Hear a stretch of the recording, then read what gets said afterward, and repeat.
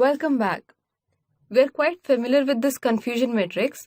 We have seen how it works, how to interpret it, and we also derived various evaluation metrics from this, like the true positive rate, the false positive rate, true negative rate, and the false negative rate. Let's quickly review these metrics. So the true positive rate here is the ratio of correctly predicted positive values over the total actual positives. Similar to true positive rate, we have the true negative rate, which takes into account the correctly predicted negative values over the total actual negatives. Another metric that we saw was the false positive rate, which was the incorrectly predicted negative classes over the total actual negatives. And lastly, we have the false negative rate, which is the ratio of incorrectly predicted negative values over the total actual positives. Let us look at an example. Remember this table we used before? These are the sample observations taken from the Titanic dataset.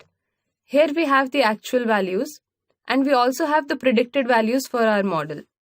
Now we can use these predicted values to determine the true positives, false positives for each of the observation. So let's do that. I have 1 here, which is a positive, and the actual value is also 1, so it is a true positive.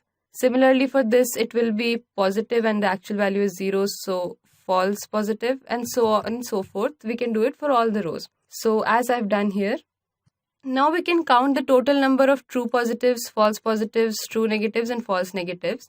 Once we have these numbers, we can use it to calculate the true positive rate and false positive rate. Let's quickly do that. So here I have 3 true positives, so I can write 3 here. And then for false negatives, I have 2 false negatives, so it comes out to be 3 by 5, which is 0.6.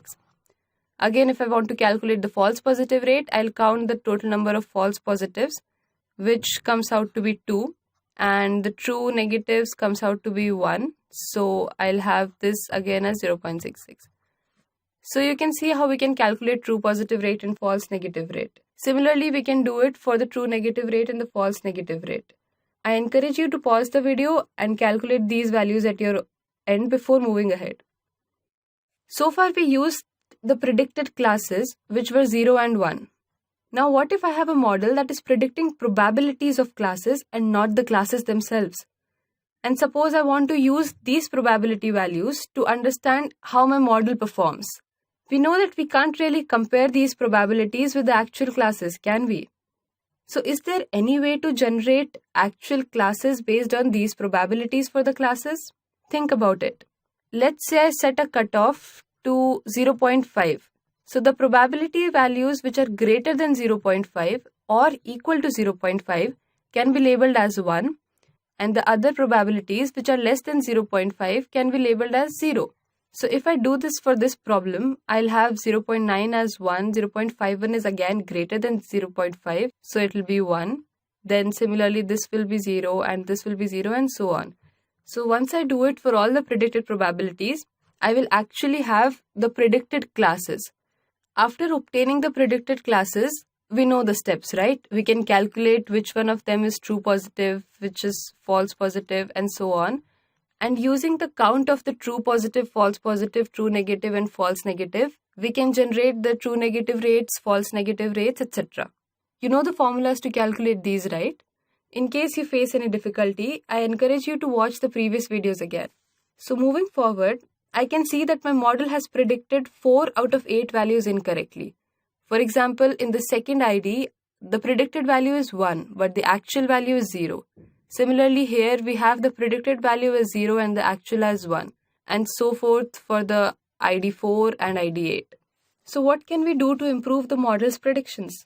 The first obvious solution would be to retrain the model, which we usually do. We can build a new model, calculate the new predictions, and then go ahead and calculate the TPR-FPR rates.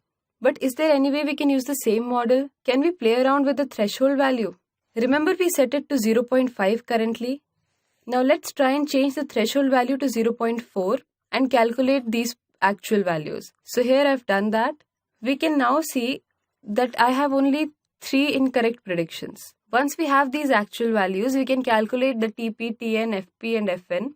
And if I have the total number of true positives and false positives, I can finally calculate the true positive rate, false positive rate, etc. using the formula we saw previously. So in our case, the true positive rate goes to 0.8. Previously we had it 0.6. So I can see that the true positive rate has increased, which means I have predicted more number of positives correctly. Now let's play around with the threshold value a bit more. So let's say instead of 0.4, I set it to 0.6 this time. In this case, we have new actual values and I can again calculate the TP, TN, FP and FN for these and go ahead and calculate the true positive rate, false positive rate, etc. So we see that for each different threshold, I get a different value of TPR, FPR, etc. What I can see here is that instead of changing the model, I can try altering the threshold value and see if the model performance changes. This is called thresholding. In the next few videos, we'll look at some of the evaluation metrics for classification, which take into account the predicted probabilities of the classes. Thank you.